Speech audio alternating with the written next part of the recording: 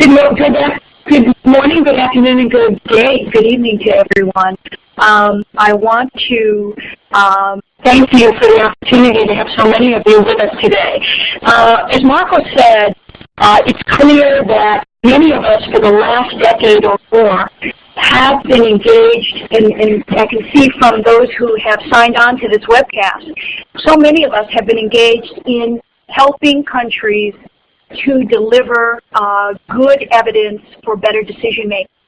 But today we really want to talk about something else. We want to talk about the importance of having monitoring and evaluation systems actually led by the countries themselves.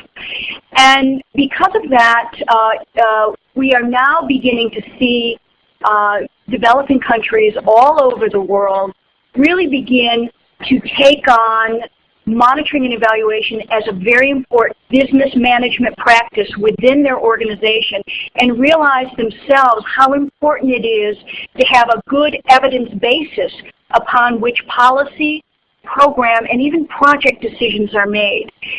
The material that Ray and I are going to show you this morning are very few slides taken from a book that we wrote on this very subject.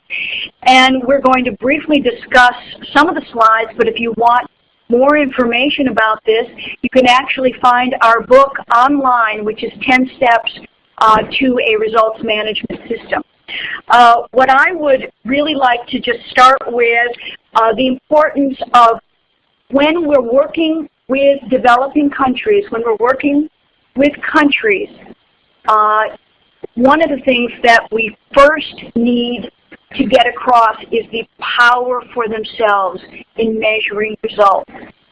And we actually have identified 6 key reasons to measure results. You can read these online, but Ray and I each have our own favorites.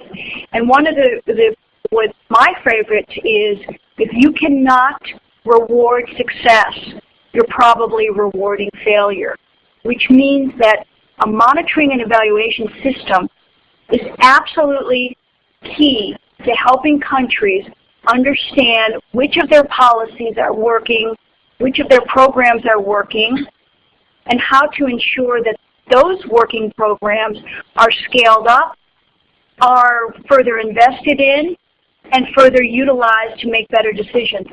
However, equally important, a monitoring and evaluation system can help countries better understand which of their programs and policies are not working and why they're not working, and to stop further investment in wasted resources in those. We actually put together a system 4 years ago to help countries begin to think about what the important elements of a monitoring and evaluation system are, beginning with conducting a readiness assessment, not a needs assessment for monitoring and evaluation, but rather a readiness assessment that asks fundamental questions of an organization as to how ready is that organization to begin to build the necessary elements of a monitoring and evaluation system that will provide a good evidence basis for making decisions. And you can find more information on what a readiness assessment is and those questions that are necessary to actually build a readiness assessment in our book, and you can find them further online. But we've identified 10 key elements: agreeing on outcomes, of course, then selecting the indicators. Indicators do not come first. How often do we in development go to a country and expect them to identify indicators, and that becomes the basis by which a monitoring and evaluation is formed? We say, no, that's not the place to start. The place to start is to step back and really begin to understand what success looks like in that country for them and what it will take to get success. Then, and only then, can we identify key indicators of success that, when tracked, will help that country better understand how well it's doing. And furthermore, we then go on our model to make sure that for each of those indicators there's baseline. Then there is a planning for improvement in selecting the right targets to reach from the baseline, monitoring those results, evaluating, using the monitoring data to then evaluate the causal reasons for what we're beginning to see as data coming through, the importance of reporting in the correct way, and of course all leading to what does it take to help countries use findings from the monitoring and evaluation system to actually change the way that country is working. Likewise, we're still back on the model, Caroline. Caroline, we're still back on the model, yeah. Thank you. And then finally, sustaining. Next slide. So what are we really talking about? We're really talking about a monitoring and evaluation system that measures and helps governments perform results-based monitoring and evaluation, and all things equal, a monitoring and evaluation system is a management tool. It helps organizations, particularly government organizations, manage their programs and their policies most effectively. And it emphasizes how those goals and outcomes over time are being achieved or not being achieved. We want to stress this again, that a monitoring and evaluation system to us is two sides of a coin. It's both a political system and a technical system. Without understanding the strategic issues in a country, that country, and being sensitive to that, the country cannot really begin to design an evidence-based technical system that will gather the right information that will address what the strategic issues facing those decision makers who exist at that time, who are in power at that time.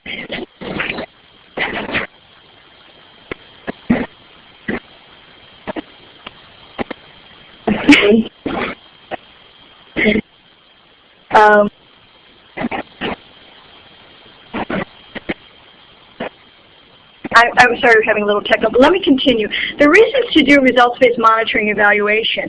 I'm going to skip over this because I think a lot of us know about this, but one of the key things, it permits us to establish key goals and objectives, permits managers to identify and take action to correct weaknesses, and supports a development agenda that is shifting towards what we all understand is the need for greater accountability, particularly in times of this financial crisis, which is affecting all countries, including particularly as we move forward in this developing countries, to make sure that their resources are used effectively. I'm now going to turn over to my colleague, Rist, who's my partner in this model, and have him continue. We're not going to, because of time, follow the slides directly. We're going to have these slides for you as some basic backup, but it would probably be best just to listen to a little bit about what we're saying and then use your questions accordingly for that. So I'm going to turn this over to my colleague, Ray. Okay, thanks, Jody. Greetings to all of you. I see now that we're at 145 participants, and I have the list of names up here on the wall, and it looks like a sizable number from IFNet and from IDEAS, and I just want to welcome all of you on board. We're going to keep moving through this. I would like to take a moment with the definition of monitoring, results-based monitoring. And so the notion in this definition, it's a continuous process. You know, we monitor in a sequence and in a systematic way. But look at the last three words of that definition: against expected results. If we are going to build a results-based system, we have to know where we're going. Because, you know, it's only when you are trying to track how busy you are and not necessarily how effective you are that you can just add up production of outputs. But if we're going to move to the results-based approach, then it really becomes incumbent on us to be clear about expected results. And this was Jody's comment about being strategic. We have to be able to say where we're going, because there's a phrase that comes out of Alice in Wonderland, the book: if you don't know where you're going, any road will get you there. And so that's the kind of chaos that you see starting to emerge in some M&E systems, when the main rationale is just to track how busy we are. We can move on to the definition of evaluation, which is some slides later, but that's all right. We're just moving through slide 15. And hopefully those of you are able to see these slides. Nope, 15. We got to keep going. Keep going. Keep going. Going. There it is. I like this definition of results-based evaluation because this is something those of us inside the field are more and more aware of this, but it flies in the face of conventional understanding. Look at the definition: an assessment of a planned, ongoing, or completed intervention. And of course, most folks who are managers or are working in development but not familiar so much with evaluation would never think of an evaluation being about a planned effort. Maybe some few of them would understand ongoing or process or formative evaluations, and most folks would think evaluations only start at the end with a completed intervention. But the emphasis now is moving upstream. When we are doing planned interventions, we are essentially working now on the evaluation of theories of change. And this is a powerful tool to bring into our toolkit of evaluators, that we can start working with program designers and planners and policy people to give some feedback on whether what is proposed has much or any or no likelihood of success. And this is where we can bring a lot of empirical evidence to bear about whether, in fact, previous efforts in any of the arenas and previous initiatives have worked or not. One thing for us as evaluators, by the way, it does force, is to give up on evaluation amnesia, because a lot of evaluators really don't know much, candidly, about what other evaluators are doing. We are not strong in our discipline on knowledge management. We are not strong in our discipline on knowledge sharing. And so we've got a lot of amnesia. And so it's very hard to be able to say, well, this youth unemployment program or this health program has been tried 7 other times around the world, and here are the data that support why it may or may not actually be working. So we've got to really work among ourselves in our discipline and in our organizations to try to strengthen knowledge management as we are able, because we want to know about whether planned interventions have a chance to work at the policy, the project, or the program level. And if we have no data on other experiences, then we really are functioning in a vacuum. And the last sentence of this definition also makes some impact for us. The intent is to incorporate lessons learned into the decision-making process. This, of course, takes us into knowledge management. It takes us into trying to find ways to think about utilization, perhaps in more instrumental ways, perhaps in more enlightened ways. But the point is, we have to get data to people who have asked the questions to make sure that we try to be able to respond in effective ways with effective information. And so the decision-making process, of course, is sometimes a mess. It's entirely iterative. It's very seldom sequential and linear. And so we're dealing, as Jody said earlier, in the political process. But how to get good information to the right people at the right time continues to be a struggle for the evaluation community. And I think to the degree that we are able to think carefully about how to incorporate information into the decision-making process is a big challenge. One thing, by the way, of course, it implies is that we know what the decision-making process is and who's involved, when they're involved, and what they need.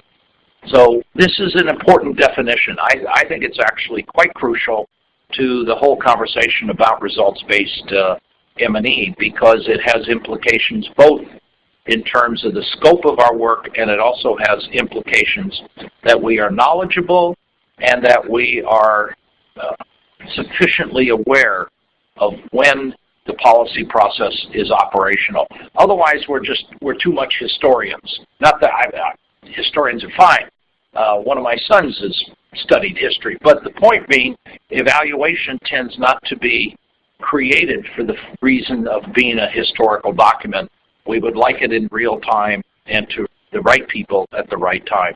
So we have to know that process pretty well. Let's go on.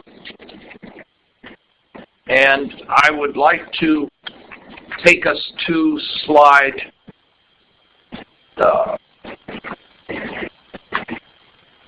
I would like to go all the way to slide 26.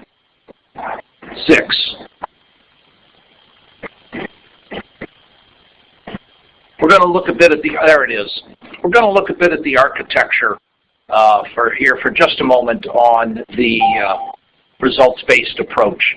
The key part of this is linking together the lower boxes, which we call means and strategies, and of course this is the input, activity, output models that we use in single-year and multi-year annual work plans, and they document how we spend our time, spend our resources, and spend our energy. But it used to be they weren't connected to much of anything other than just getting things done and staying busy. But when we move into the results-based approach, one of the things that becomes really crucial is reaching into targets, which are interim steps on the way to an outcome, and eventually the accumulation of a number of targets at an outcome. And of course, several outcomes then accumulate in reaching an impact. And you know, the terminology is not so important. It's the logic of how one has to build into any organization, public sector, private sector, or an NGO community. You have to know what you're aiming to try to accomplish. And so we will have inputs, activities, and outputs, and we aim for using those resources to try to achieve interim targets, and interim targets in sequence will eventually lead to an outcome.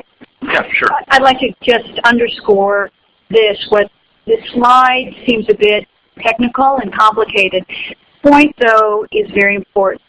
In the past, a lot of us developing practitioners and as well as countries themselves have looked at the programs that are being funded and the indicators that are supposed to measure success as unconnected sets of activities that are even done by two different groups of people. Our point is that the funded programs must somehow link in an aggregate way to what we're trying to achieve. So there must be some logic between what we're funding and what we're trying to achieve. And we have just set up a little model that looks at that, but we can certainly talk more about that in questions. But they have to be linked. Why are we, the questions asked are, why are we funding this program rather than that program? How do we know that the plan for this particular year with a set of outputs are in any way going to lead us to the outcomes that we desire to be achieved over the next 3 years? Let's go to the next slide, which will be the last of those that we put up. This is really the architecture of a results-based approach. At the bottom we have partners, because most of us can't accomplish anything of significance only on our own. We need partnerships, we need allies, and the complexity of the world is such that multiple people will have to be involved. And that gives us our means and strategies, which leads us to our targets, accumulation of targets. And actually, if we drew the slide, again, we'd probably have a sequence of 2 or 3 sets of targets leading eventually to an outcome, because outcomes are going to take a while to accomplish, and then a cluster of outcomes, if they are all accomplished, will lead us to the impact.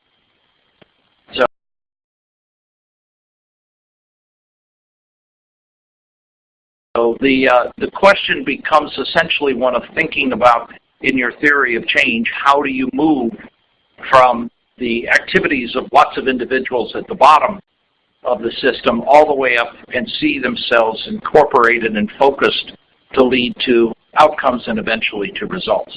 By the way, in new public management theory, when you are focused and you are at the bottom is one of the participants or one of the activities that's underway, and you see how that links all the way up to your outcomes and your impacts. That concept in New Public Management Theory is line of sight, S-I-G-H-T, line of sight. And this becomes extremely important in terms of thinking about the communication channels inside your organization, the leadership channels inside your organization. How do people come to know how they are going to contribute? If they don't know how to contribute, you have a lack of clarity in your organization, and then people are guessing. And if there's much fear in the organization, then there will not be much action, because fear, in a sense, constrains people from trying to move forward. But in organizations that are moving towards high performance, the logic of the line of sight becomes terribly important, and there's a clarity there that gives an organization focus. So I think the key part of this whole thing is understanding that this architecture is sequential, it is logical, it is connected, and it is linked from all of what's at the bottom across lots of different activities, inputs, activities, and outputs, linked all the way vertically to the top, to the long-term outcomes and impacts of the organization. We have used our 20 minutes. We are ready now to take questions and comments, unless, Jody, do you have any final comment? No, the only thing is we wanted to underscore today that we're not here, we don't have the time to talk about the really technical side of building a monitoring and evaluation system, which certainly would include getting the right information systems built, right data, authoritative data. We really wanted to stress today that monitoring and evaluation system is very much a strategic part of an organization. If you set up a system to measure the wrong things that the country doesn't care about, or that isn't linked directly to the fundamental problems facing that country, then you simply have a disconnect between the people doing the monitoring and evaluation and the people doing the planning. And those must come together if we're going to actually have monitoring and evaluation systems that are not only effective but get used.